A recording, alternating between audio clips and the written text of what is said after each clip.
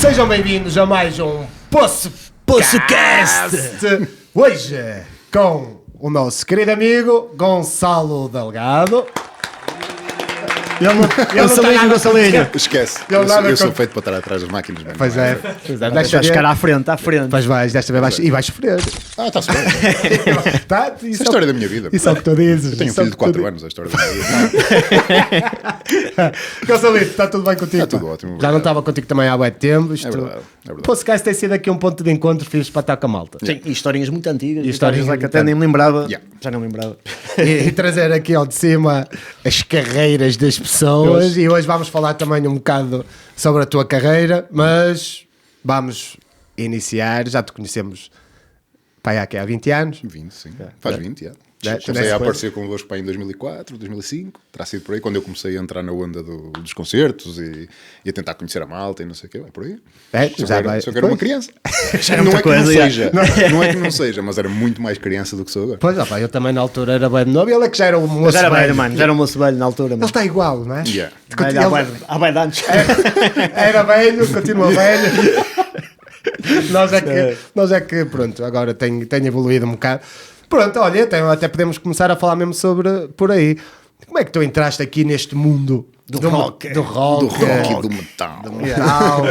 Opa, a maneira mais simples de explicar a cena foi com o meu irmão, naturalmente. O meu irmão tem quase 50 anos agora, não sei, tem mais de 16 anos que eu. E opa, ele tinha bandas na altura, tinha os Dirty Prestes, não sei se vocês se lembram disso. Uma banda Como é que era? Dirty Prestes? Dirty Prestes. Era uma cena de punk rock, rock and roll, whatever, da altura, muito ao estilo de Censurados, estás a ver? Sim. Opa, eu comecei por aí a ouvir aquilo que ele fazia. Opa, acontecia também muitas vezes estar a ouvir aquele programa de rádio, não sei se vocês se recordam, o Roxo Urubu, na Rádio Universitária do Minho, que era uma cena assim com o pessoal dos Mini-Drumos. Sim. Ele também foi vocalista dos Mini-Drumos durante muitos anos. Não tem cartão, não entra. Mas é isso, ele bem pareceu, mano, que já uma altura a ver na altura 95, 96, havia bem de concertos assim no centro da avenida e lembro-me de ver assim, ele já... Naquele parque de estacionamento à beira de entrada lateral do Braga Shopping. Sim, Era o sangue na guerra. Sangue na guerra. Já falei essa cena com este gajo, a mesma altura, e eu lembro-me de ver, estava lá e vi esse 2 Minutes of Agony. Yeah. Em 95, Aí, nesse 98. também. Pá, eu ia a todos com os meus pais, que eles gostavam de ver as cenas do meu irmão, mas eu era muito miúdo. Eu tenho pouquíssimas recordações. Lembro-me de concertos de mini-drumos no IPJ e merdas desse género, mas eu era um miúdo, estás a ver? Era mesmo muito pequenino. Infelizmente nunca tive a oportunidade de ver mini-drums. Eu acho que na avenida mesmo uma vez. Aquilo tinha uma cena muito fixe, é que os gajos não tocavam ao vivo. Aquela merda era tudo playback. Tinha umas guitarras feitas de pau de madeira fodido, estás a ver? Com cordas de baixo. Total, metiam algodão aqui na parte de cima do lábio para ficarem com o lábio para trás. Assim, uma cena completamente ridícula. Vestido de saias de cabedal, camisas douradas, aquilo era um festival. Agora, para o meu irmão na altura, acho que aquilo foi muito fixe porque, comprou o material todo fotográfico na altura, começou a carreira dele também como fotojornalista, através do dinheiro que fazia com os mini-drums, que iam às queimas das fitas todas na altura. Percebes? Aquilo não se fazia aquilo na altura, não é? Uma banda de sátira não existia. Sim. Não é? Depois é que começaram a aparecer os José Cabras desta vida e essas macacadas todas. Tinhas ali também o Jana Pá 2000. Sim. Sim, mas era diferente. Mas era mais polido, não é? Sim, era uma atitude mais política. Sim, é diferente. Aquilo era mesmo uma banda de covers com letras alternativas. Certo. A gozar com tudo o que era possível. Desde os como é que se chamam aqueles gajos? Roxette aos Mão Morta, não é? E a Alanis Morissette. Eram aqueles hits de 95. Roubaram-me os repousados. Ele é o gay. É tudo, é espetacular aquilo. Ou seja, o ponto de partida foi um bocadinho esse. Depois, eu vivi durante alguns anos em Viana do Castelo com os meus primos, que a minha mãe foi mãe muito cedo do meu irmão, e eu nasci já num tempo normal, a minha mãe tinha 30 e qualquer coisa anos, e ela foi estudar para Viana do Castelo para tirar uma licenciatura, eu fui viver com ela para Viana. E os meus primos eram 5 filhos.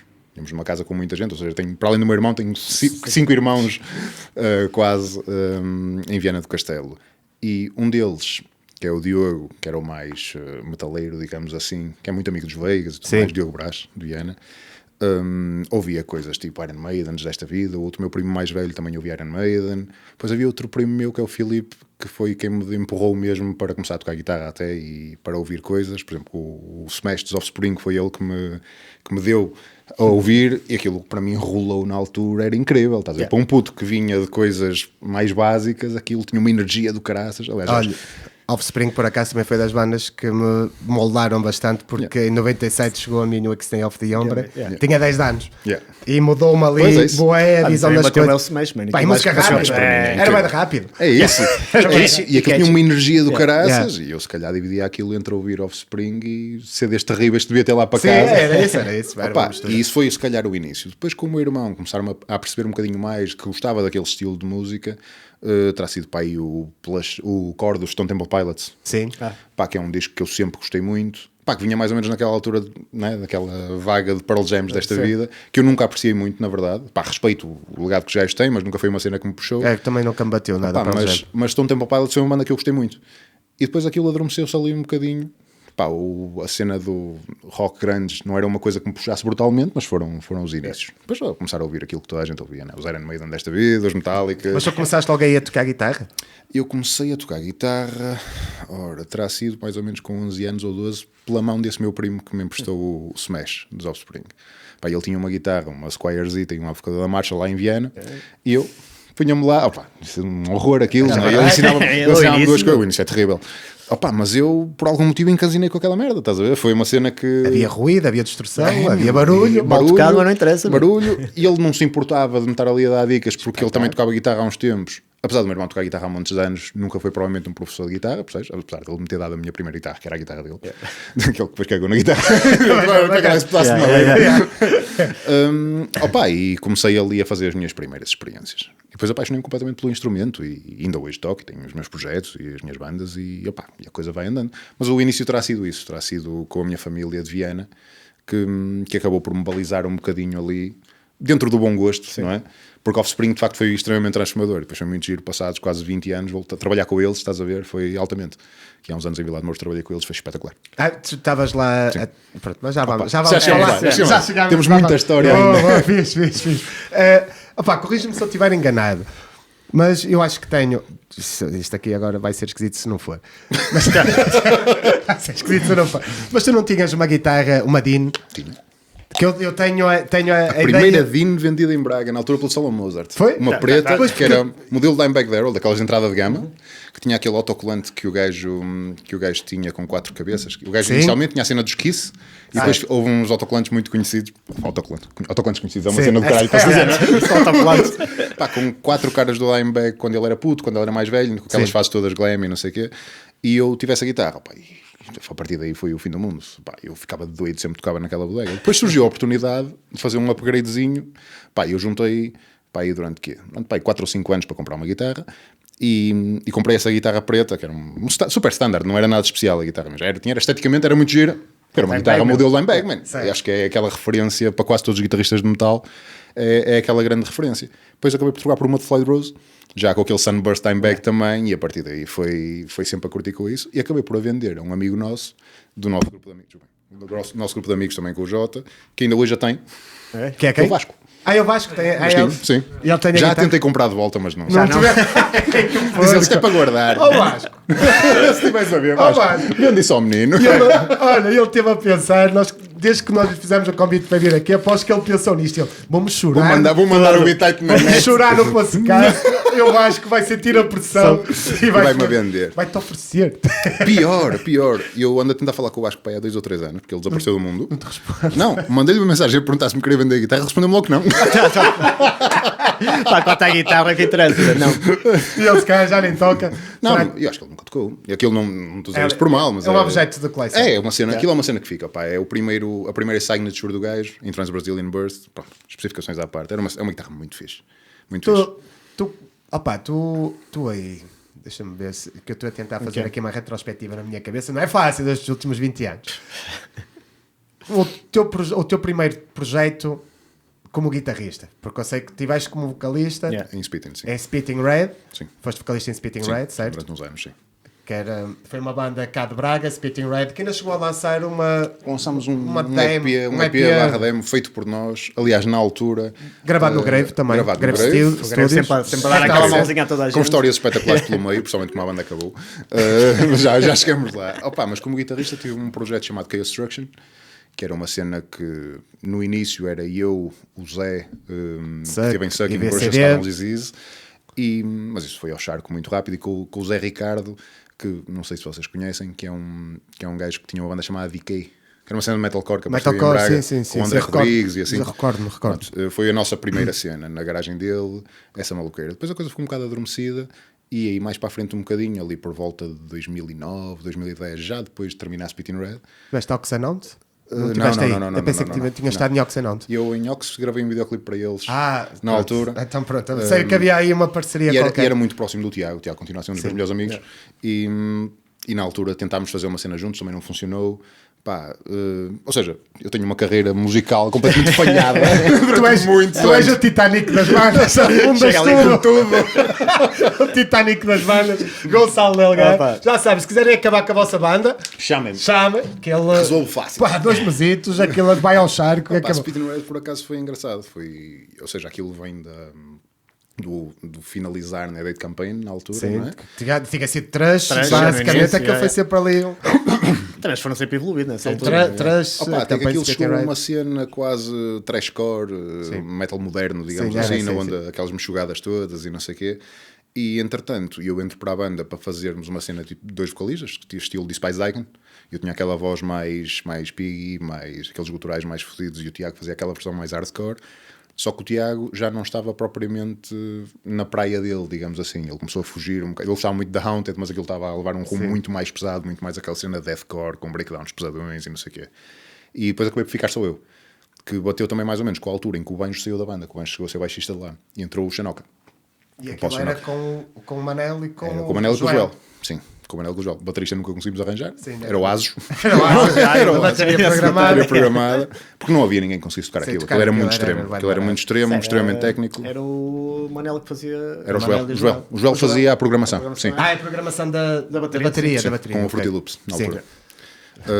Depois foi engraçado que para gravarmos o disco não, o EP, né, que são 6 temas, acho eu, o Grave deu só trabalho de samplar uma bateria mesmo. Pá, foi uma cena espetacular. Acompanhar esse processo foi incrível. Pá, são as baterias na altura programadas, tipo estilo Insidious da Crepa, aquilo era terrível. Aquilo era plástico, não havia, era horrível. Machine gun, máximo.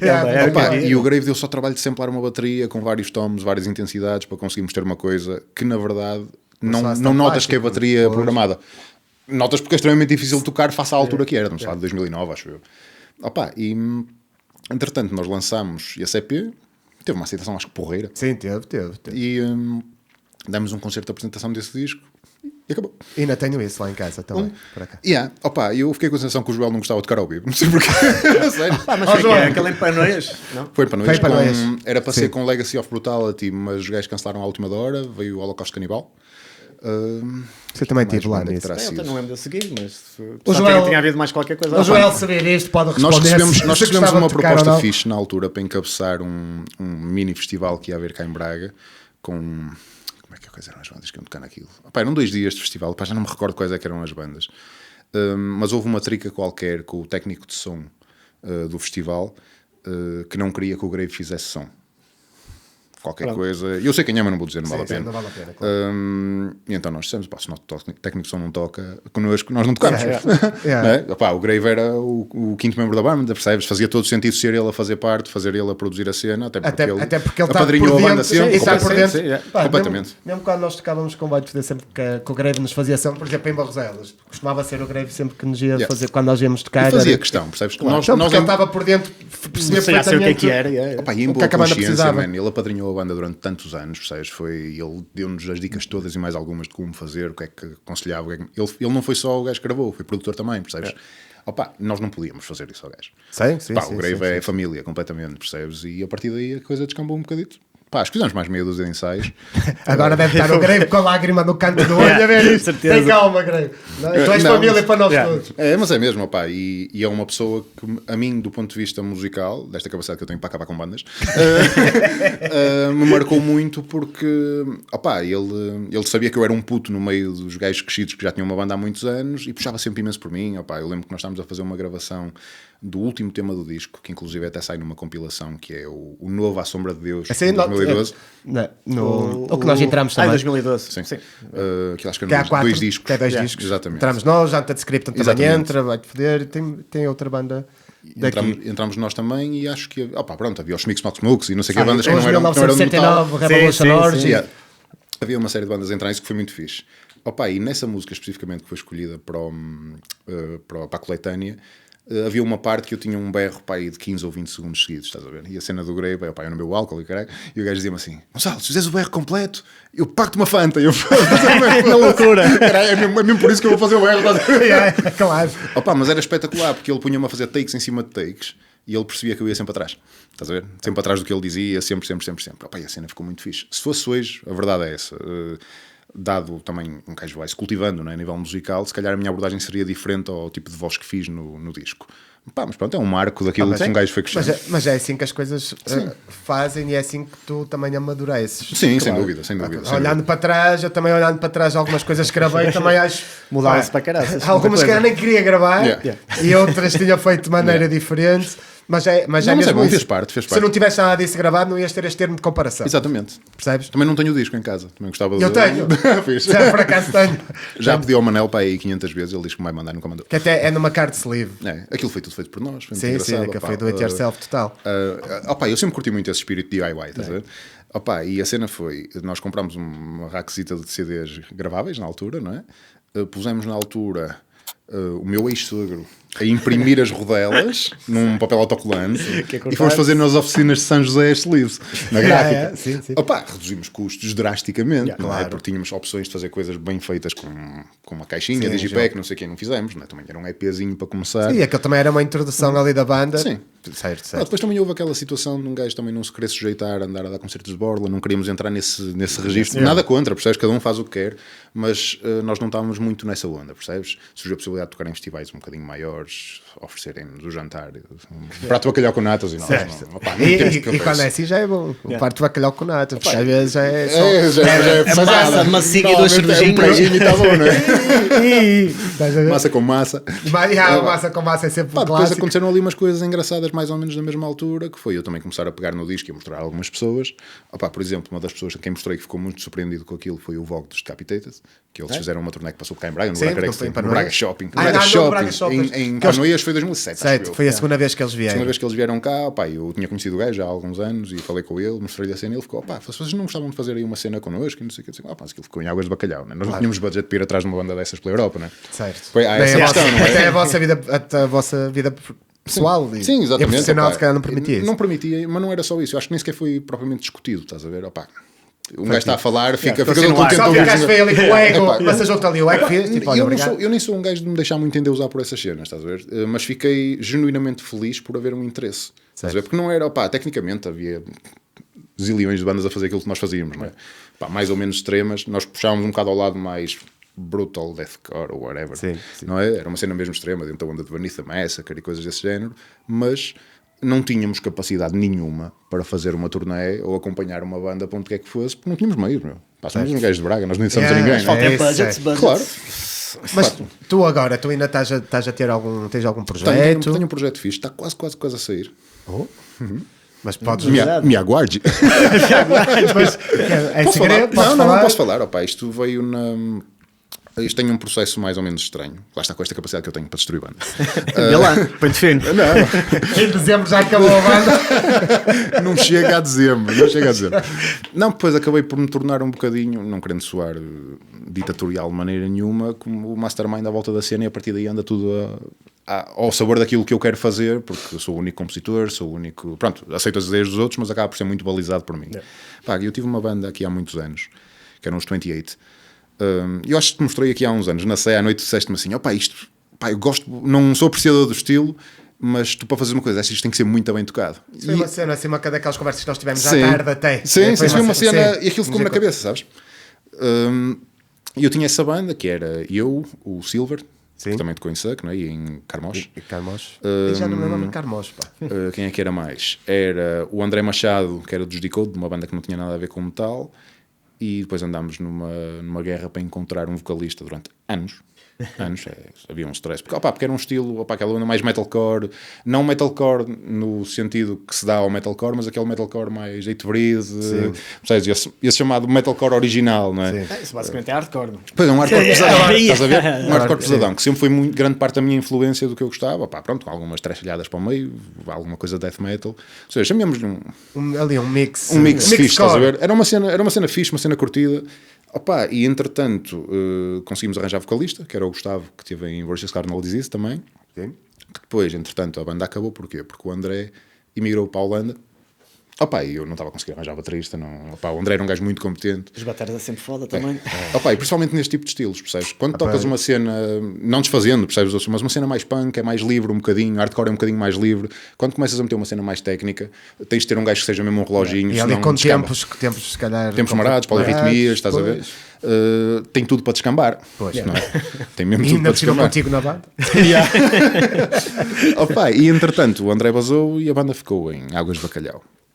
Eu voltei a falar com o Zé, que teve em Suck, e Versus Carnal Disease, e fizemos um projeto novo, os dois, com o Fred. Não sei se sabes quem é. Sabes quem é, sabes? O Fred de óculosinha. O Fred. Fred os pais dele são meus vizinhos. Frederico Silva, talvez? Mas sei quem é o Fred. Fisioterapeuta. Exatamente. O Fred fisioterapeuta. Olá, Fred. Que se chamava The Charles Complex, e uma cena na onda gente progressivo, uma cena tecnicamente estupidamente exigente, muito, muito complicada de se tocar, que me deu um gozo brutal, porque era completamente fora da minha zona de conforto. Ensinou-me bué a nível de guitarra, comecei a batalhar bué com aquilo e comecei a compor uma cena que acho que ficou porreira. Que acabou também por nunca dar em nada, porque, primeiro, aconteceu na altura mais ou menos em que o meu pai morreu, e então andava ali, a vida segue, não é? Depois houve ali algumas situações que não conseguíamos os três funcionar muito bem em uníssono, percebes? Era muito complicado, eu estaria um bocadinho mais avançado na guitarra que o Fred no baixo, a bateria também era muito complicada, e eu tinha ensaios às vezes de 3 e 4 horas que eu usei a bater ali, tipo, num riff. Era muito complicado. Mas era um processo que acabou por se enraizar muito em nós, percebes? E acabámos por conseguir atualmente neste projeto. E após que evoluíram todos bué. Bué. Exigiram. Eu, tanto o Zé como o Fred evoluíram bastante, mas depois entanto a banda acabou por se dissolver um bocado e deixámos ficar. Entretanto, em 2020 ou 2021, eu mandei a boca ao Zé e disse-lhe, porque não vamos pegar nos temas que um gajo tem, man, que alguns deles estão muito porreiros, e vamos lhe dar aqui um refreshzinho, transformar a cena numa cena não demasiado técnica, mas técnica o suficiente que nós gostemos, mas que seja catchy, tentar arranjar aqui uma onda de metal mais moderno, partilhar também a cena do gent e do progressivo que gostávamos e do deathcore, e tentar fazer uma cena. E repescámos basicamente os temas de 28 e de Charles Complex para uma cena, que é a cena que está agora. Estamos com 9 temas prontos. Já quase para sair. Já tem nome, vai? É 28. Eu fui buscar também o nome, estás a ver? Porque o Zé deu uma roupagem completamente diferente aos temas, percebes? Porque o Zé tem aquela escola que eu tinha também muito mais, que era a cena do Brutal Death. Dá-lhe uma cena muito mais pesadona, mas conseguimos quebrar aquela tendência natural daqueles riffs corridos de blast beat. Temos cenas de polirritmia, estás a ver? A cena está a funcionar muito bem. Temos o Silver no baixo, temos agora o Manel Almeida, que é um rapaz que eu vi a dar um concerto uma vez com o Rei Vadio, fazer uma participação num concerto. O rapaz do baixo? Não. Do baixo é o Silver. Não, do Rei Vadio. Não, ele fez uma participação só num tema, numa havia uma coisa desse género, e eu estava à procura do vocalista e pensei assim, vou ter que falar com aquele gajo. Não o conhecia de lado nenhum. Sabia que ele era relacionado com o pessoal de Capela Mortuária, e fui falar com ele. E disse, olha, tenho este projeto. O Manel, sim. Aquele também é do Brutal Death. Sim, exatamente, com a barba assim em bico. Já sei. E o Manelinho aceitou a cena, estás a ver, e fizemos-nos ao caminho. E a cena está muito consistente. Independentemente do estilo. Mas já começaram a gravar? Eu fiz a pré-produção toda do disco em casa. Falta só gravar 2 ou 3 temas de voz. Já está quase pronto. Vamos tentar fazer aqui uma estratégia um bocadinho diferente, ou seja, vamos fazer nós essa pré-produção toda, vamos mandar maquetes para uma série de editores para ver se há alguma possibilidade de fazer alguma coisa mais a sério. Pá, se não houver, estamos tranquilos à mesma. Nós não queremos ser músicos. E lá são vocês. Eu não tenho vida para música, nem nada que se pareça. Isto aqui é o hobby. A minha profissão não me permite. E o bichinho do amor à música. Mas acho que pode correr bem, porque acho que aquilo tem um potencial sonoro fixe, estás a ver? É uma cena extremamente groovy, é uma cena técnica não em demasia, mas que tem coisas muito diferentes, essas polirritmias e essas coisas assim, todas as coisas muito sincopadas, breakdowns potentes, percebes, coisas arrastadoras a dying fits, tem coisas muito giras. Mas não é uma cena suja, percebes? Não é aquela... Que se calhar foi um bocado isso que me fez afastar também desta onda Brutal Death que eu gostava, que era aquela produção super manhosa, estás a ver?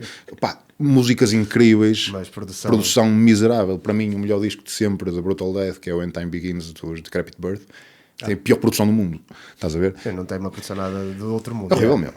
Eu gravava aquilo com aquela qualidade em casa, estás a perceber? Claro que aquilo é 2003, não é? Temos que perceber que são 20 anos de diferença e as coisas evoluíram muito. Hoje em dia com os plugins, com a qualidade das guitarras, com o tipo de pickups que as guitarras têm, consegues coisas incríveis em casa. Com um bocadinho de treino e um bocadinho de paciência consegues chegar a cenas altamente. Olha, Gonçalo, mas há aqui uma questão que se põe. Se calhar as pessoas também estão a pensar nisso. Nós se calhar não, eu acho que estamos no mesmo barco. Gostaríamos de ter essa banda aqui no podcast. Tu achas que é possível ter essa banda antes de acabares com ela? Eu vou tentar. Só se trouxeres para a semana. Daqui um bocadinho, daqui a 2 horas. E cedinho. Pois achem que tem que ir buscar o puto, não dá. Estou a brincar, olha. Não, mas é maior possível. sucesso para vocês, espero bem que vocês... Eu acho que a coisa tem potencial para correr bem. Eu acabei, como vos disse, por tornar-me um bocadinho mais ditador a nível de composição, a nível das decisões que se faz ali. Para também não sofrer um bocadinho que eu fui sofrendo, que era um membro a sair, a banda acabava. Isso é sempre tramado. É exaustivo, porque estás a chegar a um ponto em que o projeto está quase pronto e de repente, saco. É uma chatice. E depois é uma coisa, quando são este tipo de bandas em que o tecnicismo é mais avançado, ter começar do zero, explicar a toda a gente como é que se faz. As pessoas entrarem ali porque é preciso entrares ali na mesma onda. Sem dúvida. Sim. É muito complicado. Ainda por cima eu virei-me mais para a questão das guitarras de 8 cordas e 7, estás a ver? Ou seja, afinações muito graves, tens de ter um som muito limpo, não pode ser aquela cena super exagerada. Senão fica uma desgraça, senão fica tipo Sun, não é? Tipo, não ouves mais nada, não é? Começar a fazer drones só ressonantes. Então tem que ser uma cena que tem que ser tocada de uma forma muito limpa, percebes? Eu costumo dizer isto, que é tudo que vier acima do 3 ou 4 de distorção para mim já não dá, porque embrulha por muito que tenhas bom material ou que consigas trabalhar com essas coisas de afinações mesmo tipo lá, o cara mesmo lá em baixo, mais abaixo. Lá é o que eu uso de 7. Eu para guitarra 2 estou com um drop E, ou seja, mid oitava, ou seja, a mesma afinação com baixo. É incrível. Agora imaginar, já estamos a guitarra esticada para ti, lá, já é pesadão para caralho. Pois, eu uso lá nas guitarras de 7. Já é, o lá acho que é a afinação saudável, digamos assim, para conseguires ter boa percepção a nível musical e para conseguires fazer acordes. Mais do que isso, já começas mesmo então tu estás a abafar o Silver, basicamente. 6 graus mesmo pesadões. Para teres uma ideia, ele está a usar o mesmo baixo para as músicas que eu toco de 7 e de 8, mas o baixo tem uma afinação super marada, que é o quê? Ele tem um drop A na quinta corda do baixo. Depois tem um Mi normal na 4ª corda e depois tem um Lá abaixo. Ou seja, ele faz entre aspas o Mi, Si, Sol, Ré, Lá, Mi, mas depois tem o Mi e um Lá. Ou seja, acaba por ficares com uma dinâmica completamente diferente, mas o som do baixo fica super limpo, que é bué de fixe. Pronto, e para estar... E heavy para caralho, certeza. Eu mostro-vos que eu quero. Ok. Mandem isso cá para fora também, porque... Eu acho que vai ser fixe. Acho que vai ser fixe, principalmente porque acho que não se faz muito disto por cá, percebes? Há algumas bandas mais ou menos dentro desse espectro cá em Portugal que fazem coisas muito engraçadas. Tens os Voynich Code, que são os gajos dentro da cena deathcore mais tradicional, digamos assim, que são muito bons. Tens aqui tipo os Elitium, que roça um bocado mas não, por aí, não é tanto comparado com isto, não fazendo comparações, porque valem o que vale, não é? Mas dentro do tipo de som, Elitium é uma cena de death metal moderna, digamos assim. Isto é uma cena... O Elitium com certeza agora... O death metal moderno tem breakdown. Eu é que não estou dentro da coisa, mas pronto. Não, e há uma coisa que é importante, não é? Dying Fetus, 80s e 90s, não é? Tinham breakdowns. Sim, não é? sim, E não era sim. considerado death metal moderno. não é? Sim, também Aquela tinha, mano. slamzada, Se calhar na altura eram. Pois é isso. Pelos outros. Ah, pá, a verdade é que o metalcore e deathcore e o death metal moderno sempre foram os patinhos feios da cena, não é? Tinhas bandas a tocarem para milhares de pessoas, metias uns Suicide Silence, uns Whitechapel e toda a gente virava costas, Sim, não é? mas só que agora De são repente são as gigantescos. maiores bandas que tu tens no mercado, não é? Yeah, Porquê? Porque eu acho que as pessoas também se fartaram um bocadinho de comer arroz, não é? Opa, e eu adoro Suffocation, opa, Visceral Bleeding, opa, Paimia, milhares de bandas, Deeds of Flesh, Severed Savior, Spawn of Possession, uma das minhas bandas favoritas, opa, mas chegas a um ponto em que tens que saltar um bocadinho fora daquilo, porque senão estás sempre ali. Estás sempre naquela batucada de blast beat a 200 BPM. Fica um bocado chatinho, Não dá. Pá, tens uns gajos atualmente que não se transformaram nos maiores nomes do death metal mundial, que são os Arxfire, que vieram cá tocar precisamente com Flash God Apocalypse e Decapitated nesse Bracara, que não eram ninguém na altura. Opá, que aquilo, estamos a falar de músicas a 350 BPM. É uma estupidez. É muita velocidade, meu. Isso devia ser proibido, meu. Passar-lhe multas. Desculpa, acima dos 200 não dá, mano. Tem calma, meu. Não, mas tem uma cena fixe, é que aquilo é extremamente rápido, com uma influência brutal a nível de voz de Visual Bleeding, que era aquela voz super bué de rápida. Opa, com elementos de Deeds of Flesh, arrastadão, Dying Fetus, opa, Beneath the Massacre também tem muito lá. É uma coisa mais dinâmica, não é só Opa, aquilo não é só brita, porque tem cenas de groove brutais. Agora, não dá para toda a gente. Aliás, o brutal death metal no geral é uma coisa muito de nicho. É nicho, Agora, tudo que É evolui de nicho, nisso. mas só que é um nicho bué de fiel. E bué de Por respeitado, exemplo, meu. Tu cá em Portugal. Sim, eu já me altura também disseste uma coisa dessa. Sim, porque tu, por exemplo, tu cá em Portugal, tu tens um exemplo perfeito para isto, são os Analepsy, por exemplo. E os Analepsy, sei lá, deve ser aí das bandas portuguesas com mais sucesso lá fora que tu tens, e no entanto é brutal death metal. Opa, Porque tens o nicho do brutal death metal, pode ser um nicho, mas é um nicho extremamente fiel. Pá, seja a acompanhar as bandas, a comprar o merchandising, a partilhar o som, a ir aos concertos, porque ele existe. Certeza que essas bandas, eu até acho que já não Lepsi fizeram uma tour no Japão, salvo erro, é uma banda que lança um vídeo para o YouTube ou algo do género e tem logo tens coisas muito visualizações. É aquele nicho que até é grande. É um nicho, é o que eu disse, é o que eu estava a dizer, é um nicho que se preocupa e que apoia o que está a acontecer. Sabes? Não vira as costas. Sabes o que é curioso? Por exemplo, tu hoje em dia, o deathcore de hoje em dia, digamos assim, é basicamente o brutal death um bocadinho mais melódico. Pronto, com uns breakdowns pelo meio, claro, mas ou seja, anda ali tudo muito em uníssono. E é engraçado tu veres que as bandas de deathcore puxaram muito à cena muito mais extrema do que era. Opa, tu entraste o deathcore com um gajo conhecido antigamente, eram os Black Dahlia nos primeiros discos, né? Aquela cena meio hardcore, não é? Pá, que adoro. Mas hoje em dia é uma cena muito pesadona. Mas é muito engraçado que aqui há uns anos não era nada respeitado. Não é? Nos patinhos feios do metal, não é? Os tempos, mano, mudou tudo. Opa, e as pessoas crescem, mano. É mesmo assim, não é? E as gerações também mudam, porque as novas gerações também já começam a apanhar de novas essas bandas e depois vão acompanhando essas bandas e vão fazendo bandas. E tens transformações brutais, mano. Tens atualmente uma banda que eu acho que vai ser, pessoalmente acho mesmo isso, acho que vai ser a maior banda de metal da atualidade, que são os Sleep Token, não sei se já ouviram falar. São os gajos com umas máscaras muito amaradas.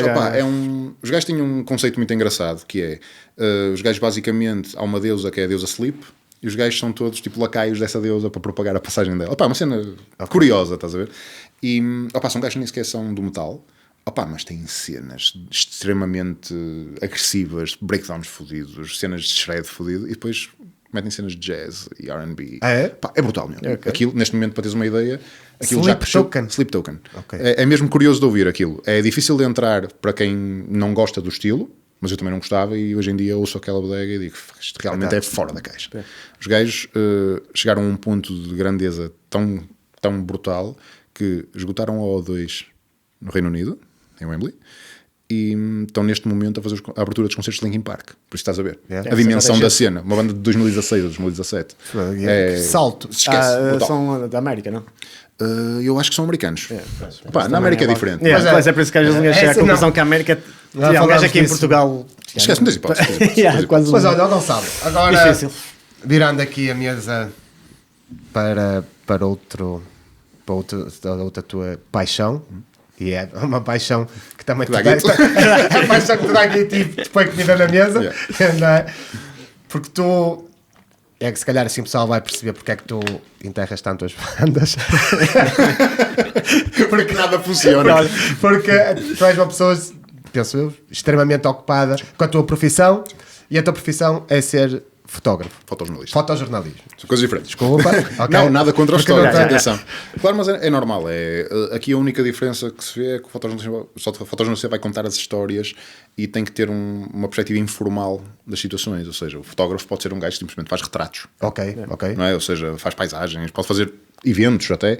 Eu tenho que ter sempre o cariz jornalístico no meu trabalho, não é? Que é a parte mais difícil de conseguir ilustrar uma notícia com uma fotografia só ou com uma história documentada de 10 ou 15 fotografias ao longo de vários anos, não é? Opa, e sim, eu virei-me para aí.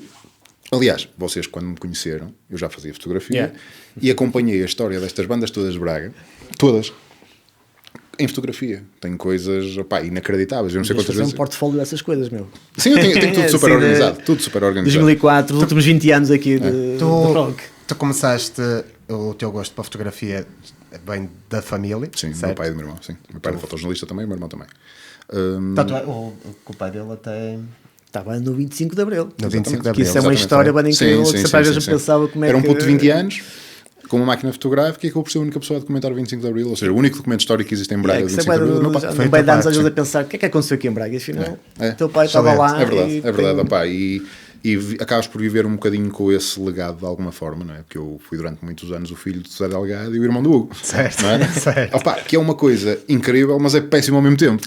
Também não é? te cria deixa- Expectativa Yeah. e depois é sempre, mas ele é irmão, só se safa porque é irmão ou porque é Pois. filho. Opá, e tive que trilhar o meu caminho de uma maneira completamente diferente. O meu pai sempre foi um fotógrafo muito mais de imprensa regional, alguma coisa nacional. O meu irmão já faz maioritariamente nacional e eu sempre me virei um bocadinho mais para as publicações internacionais e histórias lá fora e tudo mais. Mandei-me muito mais para as coisas do que ele. Vale o que vale, não é? Sim. Ou seja, estamos a falar só de posicionamentos diferentes de mercado e maneiras diferentes de ver as histórias. Eu sempre me preocupei muito mais, se calhar, com a fotografia documental e com os projetos documentais a longo de curso. Pá, tenho projetos com 15 anos e 14 anos e que vou desenvolvendo sempre, projetos de 2 anos. Ficar a contar uma história durante muito tempo é uma coisa que a mim me motiva imenso. O meu irmão é muito mais o gajo do momento imediato, daquela coisa que acontece, percebes? Tanto que eu, por exemplo, neste momento já deixei de fotografar futebol e essas coisas todas, porque já não... Mas tu, Muitos anos.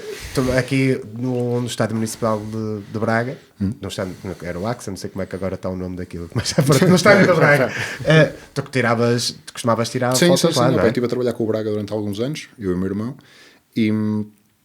mas entretanto um gajo perde um bocado, são muitas noites ao frio e à chuva, a molhares material de dezenas de milhares de euros, sujeito a estragares o material.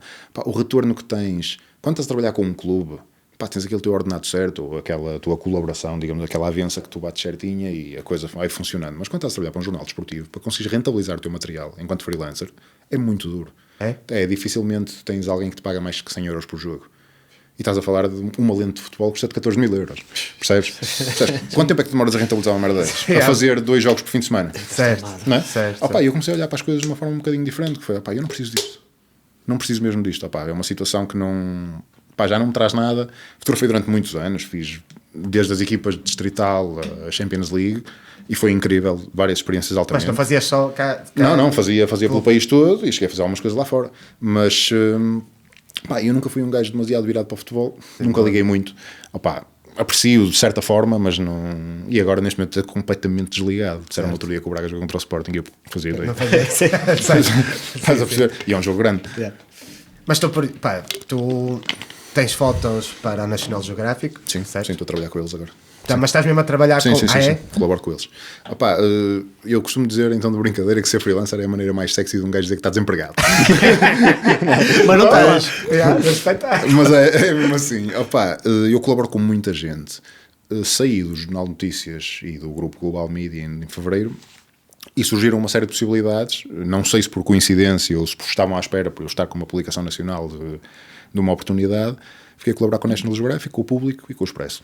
E depois tenho os meus clientes corporate todos, com quem faço montes de trabalhos, pelo país todo, ando sempre por aí, a correr de um lado para o outro, é fixe. Gosto muito daquilo que faço. E os concertos, que é a parte que eu mais curto, que foi onde eu comecei a fotografar. Na verdade. Há bocado estavas a falar, agora já podemos chegar aí. Há bocado estavas a falar que uma das bandas que te influenciou foram os Offspring, tu trabalhaste... Sim, estive a trabalhar com eles no Vilar de Mouros. Através do management deles, pediram para fazer fotografia e assim correu. Trabalhei assim com bandas grandes. Mas mesmo. estiveste com eles e tudo? Sim. E que tal? Aquele guitarrista é completamente avariado da cabeça. O Douglas, como é que O Noodles. Noodles. Completamente louco. Pá, os outros estão em piloto automático, mano. Tu quando apanhas um fotógrafo de turnê, que estás com eles durante meses a fio, é diferente. Claro, também Já fiz algumas, ganhas uma intimidade diferente, consegues fazer um trabalho diferente. já fizeste? Sim, Assim? estive com o Buda Power Blues durante um ano e qualquer coisa a fazer um projeto muito fixe. Depois vou fazendo coisas avulso, digamos assim. Olha, estive a trabalhar para os 30 Seconds to Mars cá em Braga, na altura. Estamos a falar de cães grandes da indústria, percebes que há uma valorização diferente e um cuidado com a imagem completamente diferente. Se bem que, na verdade, o que eu curto mesmo é o underground. Ou seja, para fotografar, só que a nível rentável não existe. Não é mentira, não é? Tu não consegues cobrar 500 ou 600 euros para uma banda para isso. Underground, meu. Não dá, é isso. Mas tens que aceitar um bocadinho isso. Sim. Ou seja, eu, em certa parte, digamos assim, abdico às vezes de fazer alguns trabalhos grandes para poder acompanhar algumas coisas que me dão mais gozo de ouvir e ver. Porque pronto, é aquela paixão que um gajo tem. Eu estou um bocado distanciado do underground do ponto de vista de estar com a malta, porque a vida segue, não é? Mesmo assim. Mas continuo a desfrutar imenso ir a um concerto onde há uma luz miserável e um gajo ir lá com boas fotos. É fixe. Dá-te ali dá muito gozo. Dá muito gozo porque aí é que tu vês. Num festival grande, por exemplo, vais fotografar uns Metallica, uns Iron Maiden, é tudo perfeito, meu. Já te aconteceu? Já fotografei os dois. Felizmente, Iron Maiden 3 vezes já. E é espetacular. Só que chega-te um gajo e diz assim: olha, este é o briefing. O gajo na primeira música vem a correr, salta do palco no sítio X, a luz vem dali, depois vem o Eddie, o boneco grande, podes fazer umas fotos fixas com ele e não sei o que mais. Eu aconselho-vos a posicionarem-se aqui, aqui ou aqui. Não és obrigado a fazê-lo, mas tens o briefing. Sim. A luz é perfeita, as condições são espetaculares, só não fazes se não queres. Certo. No underground, tudo ao molho e fé em Deus. Eu lembro-me, por exemplo, de um concerto que fotografei de Malignant Tumor cá em Braga. Que, meu Deus, eu andava a batatada com toda a gente para conseguir fazer uma foto. Mochada, não havia grades, não havia nada, tudo a fazer crowdsurf, palco, mas aí é que dá gozo. Tu conseguis, pronto, eu também tenho o tamanho que tenho, então me consigo safar mais ou menos, mas conseguis mas estás com material caro na mão, por exemplo. Conseguis serpentear e ir lá fazer a fotografia, voltar para trás e para a frente outra vez, e está a acontecer isto, vou lá outra vez, e não sei, é sempre muito giro. Giro. E as coisas foram-se encavalitando um bocadinho assim, é o que eu curto mais fazer naturalmente, mas é o menos rentável, portanto tenho que ir gerindo com o resto das coisas, aí a vida segue. Olha, nunca te aconteceu um azar, por exemplo, tu podias fotografar algo importante e chegares lá, sei lá, a máquina a variar, a partir... Foda-se. Tenho essa curiosidade, a sério, às vezes, tipo, este pessoal vai ali preparado para fazer uma coisa. Isso acontece um azar, depois cai-lhe tudo em cima. Acontece sempre. Ou não há baterias. Acontece sempre alguma coisa. Ou ela descarrega de repente. Tu ficas tipo, está bué de frio e de repente a bateria, a máquina não liga. E tu, já te aconteceu isso? Aconteceu uma situação que essa eu nunca mais a esqueço. Eu sempre fui um gajo muito... Está-se bem. Estás a ver? Whatever works. Tem que fazer funcionar, por isso vai ter que funcionar. E fui contratado pela Capital Europeia da Cultura, em Guimarães, em 2012, para ir fotografar o espetáculo dos La Fura del Baus. Ou seja, um dos espetáculos inaugurais, se não me engano. Tinha na altura uma máquina que era fixe, nada a dizer. E foi na primeira altura em que apareceram as máquinas que tinham live view. O que é o live view? É tu ligares o ecrãzinho atrás e conseguis ver. Que não havia na altura. São poucas máquinas que faziam isso.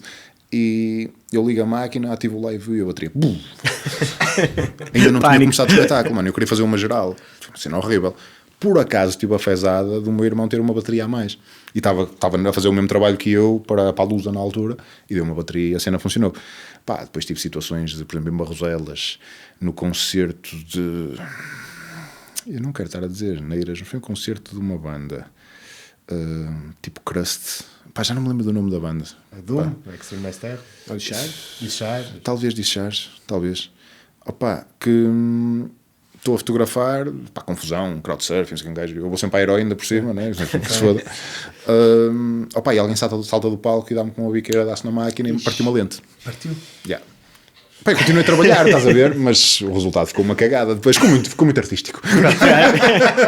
Foi pensado. Mas é lixado. Principalmente porque tens muitos milhares de euros nas mãos.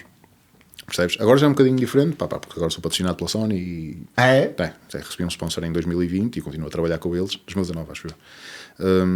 E pronto, é muito mais simples a cena. Grandes máquinas, não é? É o topo da cadeia.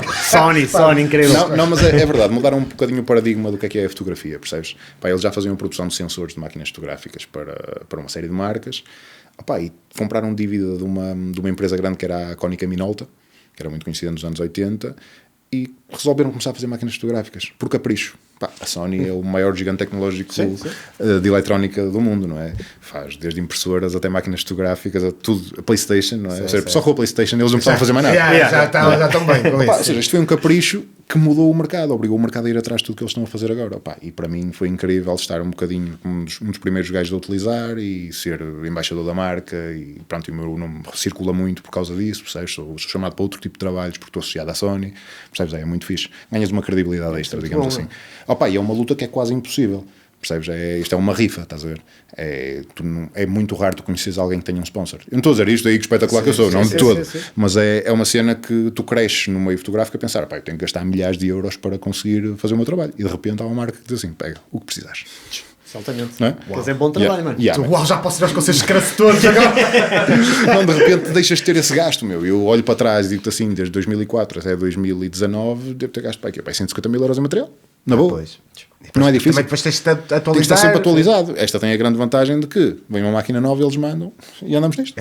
Sim, é fixe. Sim. É muito fixe. Pá, vou experimentando material em primeira mão, consigo falar com os técnicos a dizer-lhes o que é que eu acho que deve ser melhorado ou não. Pá, tenho um cuidado diferente. E agora as marcas estão a ir todas atrás, as Canons desta vida e as Nikons. Pá, não desfazendo, naturalmente tem máquinas incríveis, mas a Sony acabou por criar um standard novo na fotografia e pá, para mim é incrível estar a associar a uma marca dessas, não é? Claro. Na vanguarda da cena. Olha, Gonçalo, tu tens...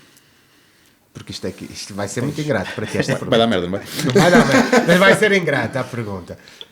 Pá, 2 ou 3 fotografias que te tenham marcado, seja pelo momento, seja pela parte de arte, da parte boa da fotografia, da parte artística. Não é muito difícil, deixa-me pensar. Porque as milhares de fotografias que tiraste e de certeza em vários momentos da tua vida também Centenas de devem ter milhares, marcado. aliás, milhões de fotografias. Eu gasto um disco de 1 terabyte a cada 2 meses, por isso estás a ver. Milhões de fotografias. Milhões de fotografias. Milhões. Há uma fotografia que me marca muito pela história, que foi uma fotografia que eu fiz em Lesbos, na crise migratória, na Grécia, em 2015 ou 2016, já não me recordo exatamente do ano, que era um miúdo afegão que tinha chegado num barquito de borracha, e depois manda a fotografia para tu pôres aí a passar, que chega num barquito de borracha onde cabiam 10 pessoas, estavam lá 60, não é? E chega a um campo de refugiados que é em Mória, que até deu na notícia há relativamente pouco tempo, que herdeu, uma cena muito complicada. E estava um miúdo a brincar, feliz, estás a ver, a contar uma história dele, a falar inglês tão bem quanto eu. Pá, eu sou completamente bilingue em inglês, e o puto a falar ali, a destrocar comigo com 10 anos. Estranhíssimo. Pá, e o gajo começa-me a contar a história. Pá, fiz umas fotos dele, pá, uma cena muito natural, percebes? Não lhe pedi nada, percebes? Estamos a falar de uma cena dele está a conversar comigo, depois está a brincar com os miúdos, a falar, a jogar a bola e não sei o quê. E há uma altura em que o gajo passa entre 2 tendas lá do campo de refugiados e fica com uma luz pontual na cara, assim, com um brilho. Pá, eu depois vocês vão ver. E o miúdo começa-me a dizer a história da vida dele, estás a ver? A dizer que tinha visto vindo num barquito de borracha e tal, que demorou 34 dias em alto mar, e que os pais vinham noutro barco de borracha que nunca chegou. E aquela merda levas um chapo de realidade, mano, tipo, foda-se. 10 anos. Miúdo com 10 anos. E feliz por estar vivo, mano. É uma cena completamente inacreditável. Metes mesmo em perspectiva se tens problemas a sério na tua vida. Estás a ver? Sim. Pois, há outras...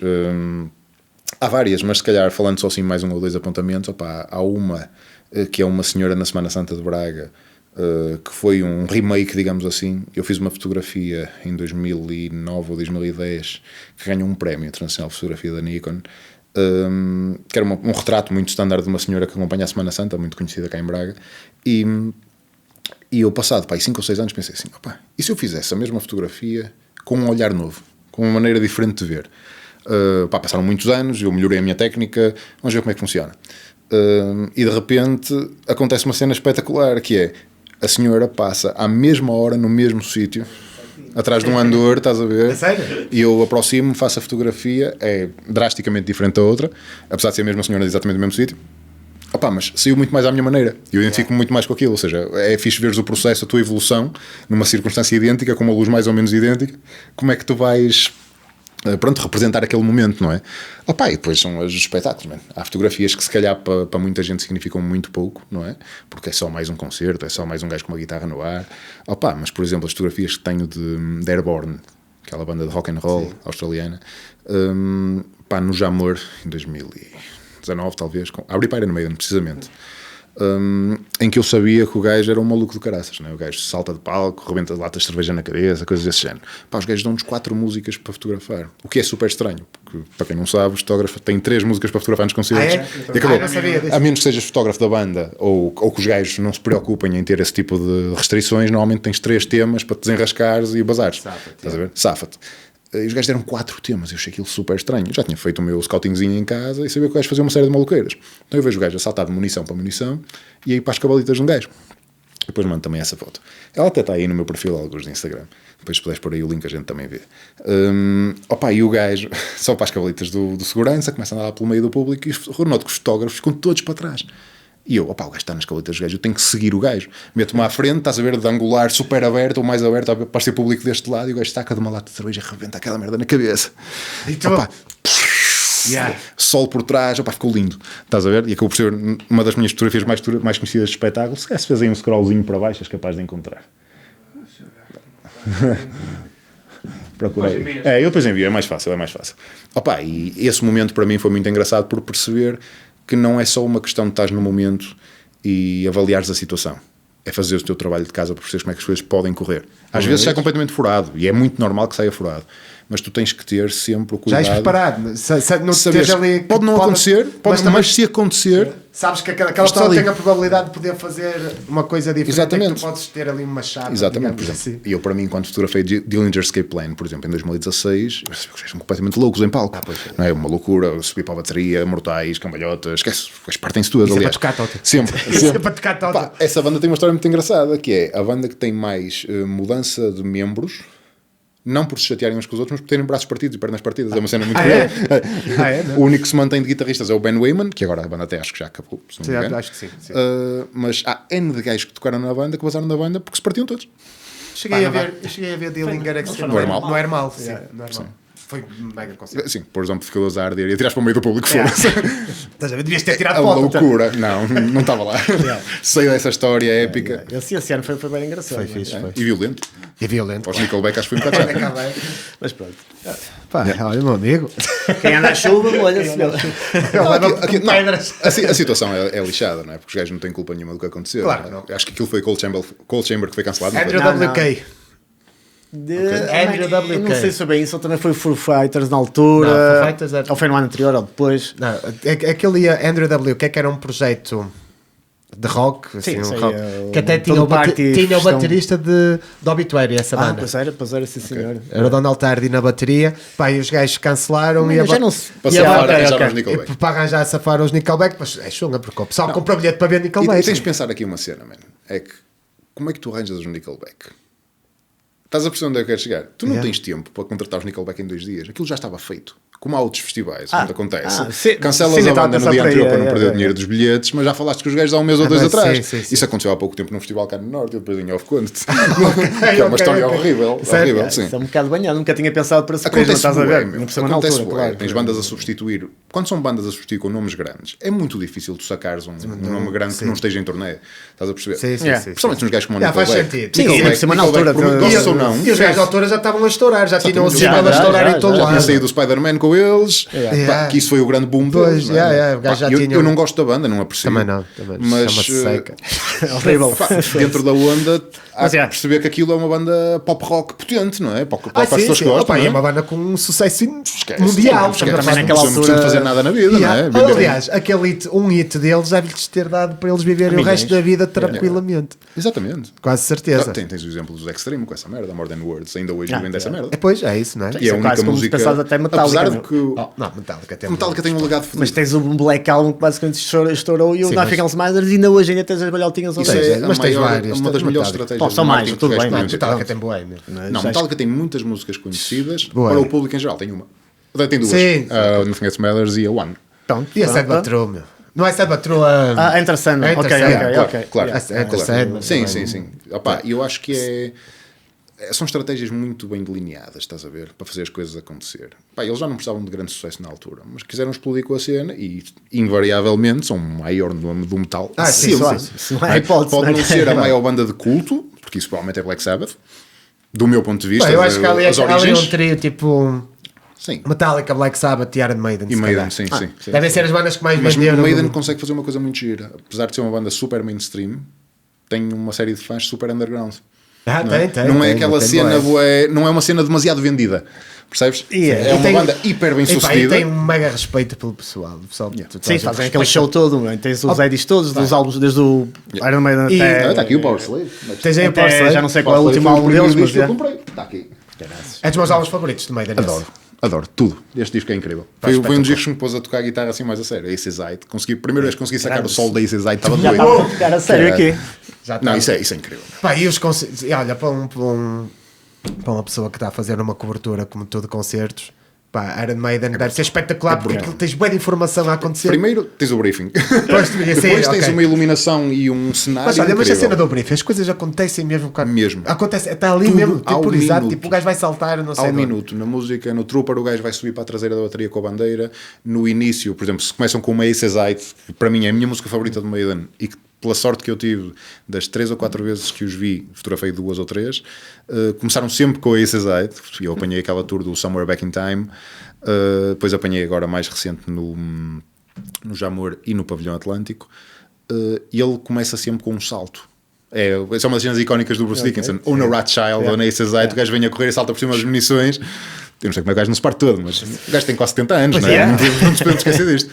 Mas os gajos avisam-te, porque aquilo está completamente cronometrado. Há um detalhe muito interessante do concerto deles em 2007, acho eu, 2008, no Superboc, que é, eles estavam a fazer a promoção do disco do A Matter of Life and Death, que tem aquela música A Passion Dele. E os gajos deram-se ao trabalho de meter os roadies todos, vestidos de tropa, para mudarem o cenário do concerto. É incrível, meu. Os gajos aparecem com umas trincheiras, estás a ver? Aquilo está tudo ao milímetro, meu. Não falha nada. É por isso que os gajos também são considerados das melhores bandas ao vivo. Tecnicamente não há nada a dizer. E depois são muito simpáticos, super educados. O Steve Harris é uma maravilha de estar. É? Super simpático, banda super pós-fãs mesmo. E tu é daquelas cenas, tipo, tens um bocado daquela cena do Never Meet Your Idols, Sim. estás a ver? Sim. Mas tu conheces os gajos do Iron Maiden e ficas tipo, que gente fixe, meu. Sem merdas, estás a ver? Podemos ser uns cagões de primeira linha, meu. Eu conheço gajos de bandas medianas que não têm esta postura. Não tem, meu. Esquece. Eu tive com o Slayer no Resurrection Fest em 2012 ou 13. Mas também estiveste a trabalhar lá no Resurrection? Sim. E o Kerry King é um gajo detestável. Mas eu já vi várias pessoas a dizer que é um gajo muito especial. E ele diz que você dos Magaretes. Ainda cruzei com o Kerry King, uma altura também lá embaixo em Lisboa, e pedi para autografar. Chegas, claro, todo fanboy, e eu até curti.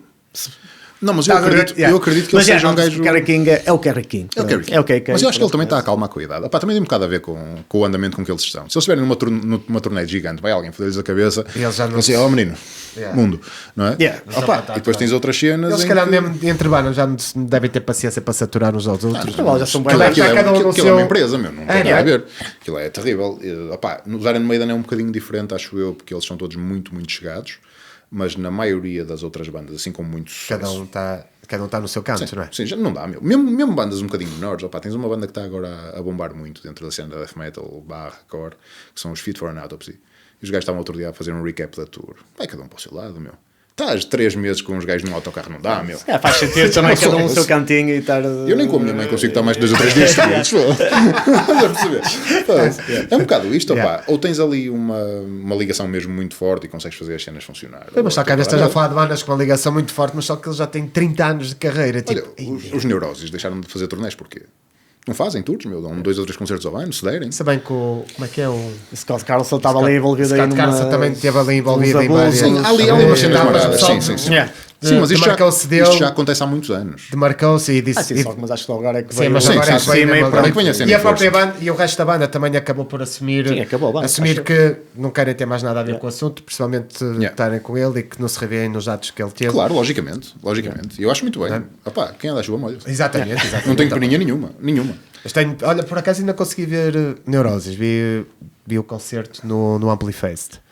E eu fotografei Scott Kelly. Sim. Fotografei o Scott Kelly a solo há muitos anos, em 2008 ou 2009. Ainda não era o Amplifest, era uma amplificação qualquer coisa. Pois era, Unplugged, assim, uma merda assim. Era diferente o nome. Foi muito giro, foi num... O gajo é extremamente talentoso. É incrível, meu. Aliás, tu tens uma banda com membros deles, como é que aquilo se chama? que é uma brutalidade. Eu não me estou a lembrar do nome agora, depois se me lembrar. Que é o Tribes of Neuroth?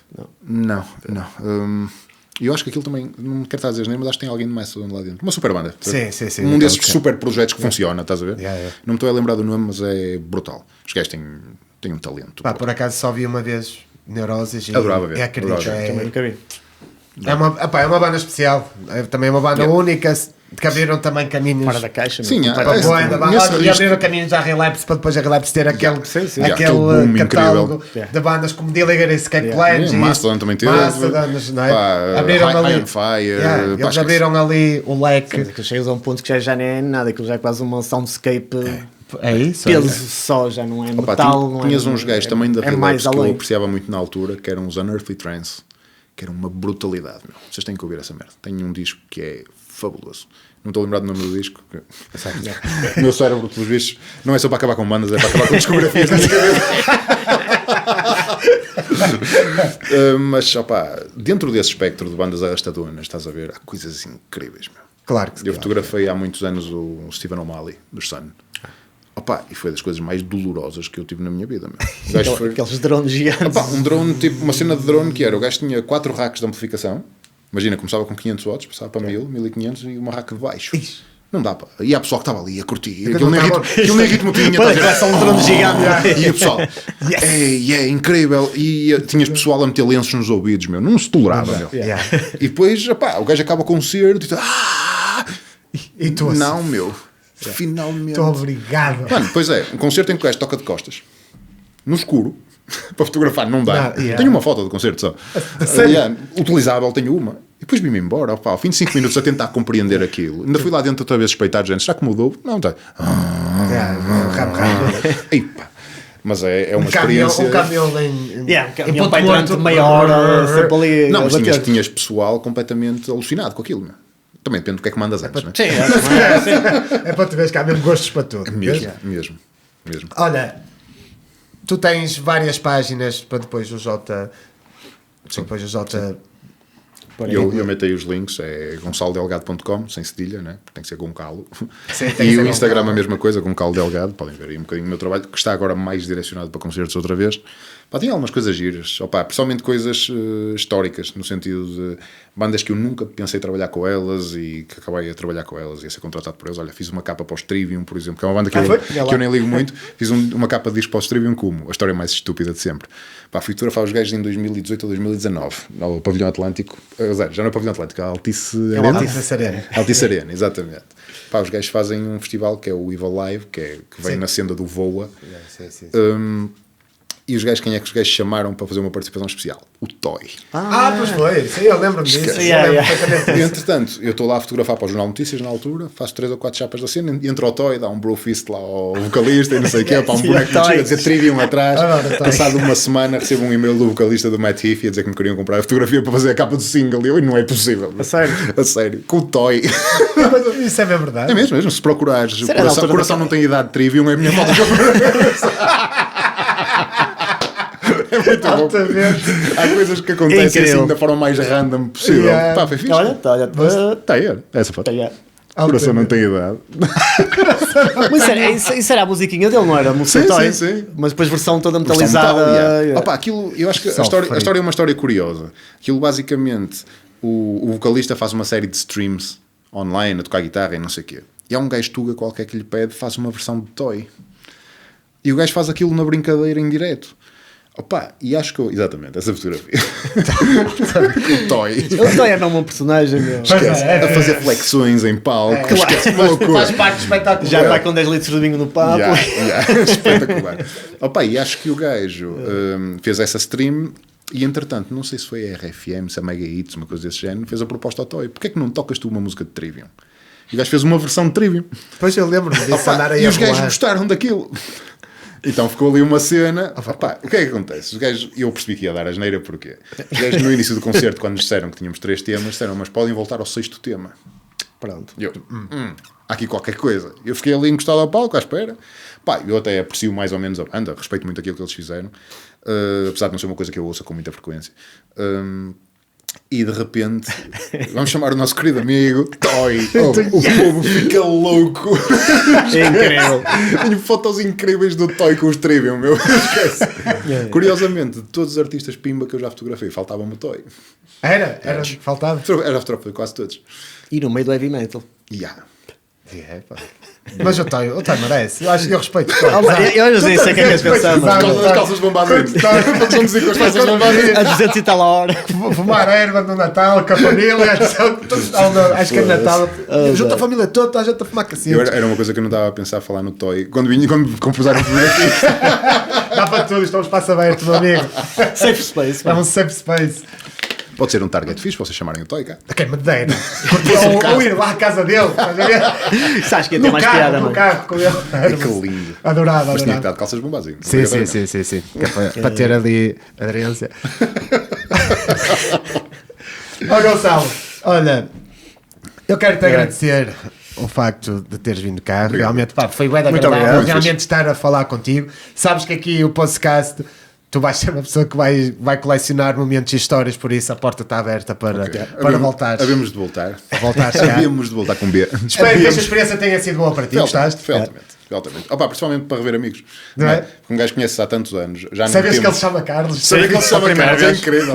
Conheces uma pessoa durante 20 anos e descobrir que ela se chama Carlos é assim, Sem uma nome coisa próprio, brutal. Altamente. Vou agradecer à tua mãe. Muito Muito obrigado. mãe. obrigado, mãe do Carlos. Não, pá, foi muito fixe. É sempre giro um gajo partilhar algumas histórias. Claro que um gajo ficava aqui horas a falar. Certo. Não pode ser. Mas pá, Obrigado tenta não afundar a banda, como já falámos, este projeto. Eu E que venha rápido cá prometo para que fora, eu isso. dou um toque quando a cena estiver pronta para vocês. Depois também vocês virem cá como banda. Portanto, podes não vir tu, podem vir eles. O ditador da banda. Não, se é para dar merda tem que ser comigo. Claro. Não, mas ponham isso cá fora. Não, vai ser porque, fixe, vai ser fixe. Pá, Braga está num bom momento de banda. Yeah. Sim, sem Por dúvida. isso- Sem dúvida. Opa, acho que já se perdeu um bocadinho aquela escola exageradamente, muito entre aspas, porque é um estilo que eu aprecio, grindcore. Sim. E já se começa a ver coisas diferentes, meu. Certo, Tens certo. alguns projetos de prog, tens alguns projetos de death metal, tens crust, tens trash, Trash, tens é, tudo. Estamos meu. numa altura que dá para toda a gente agora. Oh, meu. ok, há Na cenas nossa a época, experimentar, quando já. eu era mais puto e quando vocês tinham ali os 22, 23 anos, era grindalhada para a cabeça e foi aí que eu cresci, né? Eu com os Rotten Sound desta vida e com os Magrodor Grind, que agora são nomes enormes, Yeah. não é? Que tocaram na altura- aqui em Braga num Yeah, sítio no bonito. No puzzle, num sítio Eu fotografei esse minúsculo. concerto. Fotografaste, incrível. sério. Sim. Altamente. Fotografei-os duas vezes, uma vez no Puzzle e passado uns anos com Maruta e Wormrot no Art Club. Boa. Wormrot também é uma Já. cena E incrível. tocaram no Insólito. E já tocaram me no recordo. No Insólitos, eu também fotografei esse concerto. Certo? Também Depois foi tens essa uma cena que jada eu, incrível. enquanto vocês iam todos curtir os concertos, eu ia fotografá-los. Certo. Eu tenho um catálogo de decadência incrível. Sempre a trabalhar este rapaz. Não, pá, é fixe. É fixe porque tu acabas por, de alguma forma, fazer parte da história e teres um documento histórico que valida isso. Não é? Opá, os primeiros anos, assim, que eu me lembro de Vai-te Foder, eu sou capaz de ter algumas fotografias disso. Pá, cenas tipo o MDI, que era uma cena que havia. Braga Vocês Music Week. tocaram com Saudades os desse, caras- M10. Yeah. Pá, que também tenho fotos vossas disso. Pá, fotografei-vos já não sei quantas vezes. E uma coisa muito engraçada é, eu já não vou com tanta frequência ao Barroselas porque o cartaz já não me puxa tanto. Não é? Eu, sabe, como já deu para perceber, sou uma onda um bocadinho mais moderna, não é? De música. Mas quando fui ao Barroselas da última vez ver, já não me lembro o quê, para o JN, fui fazer reportagem para eles na altura, vi o vosso concerto e fotografei o vosso concerto. E posso-vos dizer que foi o melhor concerto desse dia em Barroselas. Isso é fixe. Não, porque vocês sempre foram uma banda muito descomprometida, muito que se foda, rock and roll, não é? Ele a ver se acaba com o Vai-te Foder também. Não queiras tu. Metam-me como fotógrafo de tudo, não é? Já Eu estamos também, a tocar vocês muito vão ver o que bem, acontece. Me aguarde. É tocar mas muito bem, não foi- pode ser, meu. Mas foi muito fixe, pá, porque há um evoluir gigantesco, não é? Desde aquela banda de curtir que se Sim. foda para uma banda que se tornou mais séria e com um espetáculo montado a sério, não é? Que tecnicamente está lá, pá. Eu e o Patife, sabe, por exemplo, na Motocross Junkies nós temos que ir, saltamos, estás a ver? E depois saí do palco, não abaixo. Faz o briefing. É assim que acontece. Não, pá, mas está está consistente, está coeso o som, percebes? E eu admiro isso porque, opá, porque lá está, para além de serem meus amigos, não é? É uma banda que eu vi, não do início, porque vocês são mais velhos que eu, mas acompanhei a história toda, estás a ver? E era uma banda muito desprendida, está-se bem, e agora tornou-se numa cena que é uma chapada no focinho, tipo, dentro do estilo, não é? E são uma referência, mano, apesar de tudo, não é por serem meus amigos, mas é verdade, são uma referência dentro do panorama nacional, porque não há bandas a fazer bom crust em Portugal, a não ser Descarga Etil, crust, grindcore, não é? Não é só, não é? Mas dentro da cena mais rock and rollada, digamos assim, não há grandes bandas nesse espectro e de facto vocês conseguiram fazer um trabalho incrível. Muito obrigado, meu amigo. É por isso que nós trazemos o pessoal Tinha aqui. que fazer saboar um bocadinho, foda. Que tipo de amigo seria eu? Pessoal, já sabem, sigam aqui as páginas do Gonçalo. O Jota vai deixar, como habitual, E os links todos os links. Pá, uma pessoa extremamente interessante. Também estou a dar a minha graça agora. Meu coração não aguenta. À espera de vir cá a próxima vez. Pessoa extremamente interessante. Esperemos que ele volte cá daqui a uns tempos, porque o que não falta, como vocês já viram, é histórias da parte dele. Ele de certeza que depois se vai lembrar mais de Ainda alguma. bem que eu não comecei a pegar nos discos. Os senão discos estava podem tudo ficar para outra hora, estamos esquecemos dos discos. Subscrevam também o nosso canal e até uma próxima. Gonçalo, muito obrigado, Muito por teres obrigado. vindo. A porta está aberta também para o teu novo projeto, o teu novo, antigo, Novo velho não sei, projeto. ninguém sabe. Recaustado. O teu projeto Que não vai acabar até lá. recaustado, que não vai acabar até lá. Não, este Ponham não acaba. isso- Este não acaba. Só ponham acaba se eu isso- decidir. É isso. Ponham isso cá fora como pões as fotografias, porque de certeza que vai ser bom para a malta ouvir. Estamos Quanto a convictos. nós, muito obrigado. Já sabem, subscrevam, comentem. Se tiverem perguntas para o Gonçalo, de certeza que ele estará disposto a responder. É na boa. Estamos juntos, pessoal. Até à próxima. Estamos em casa.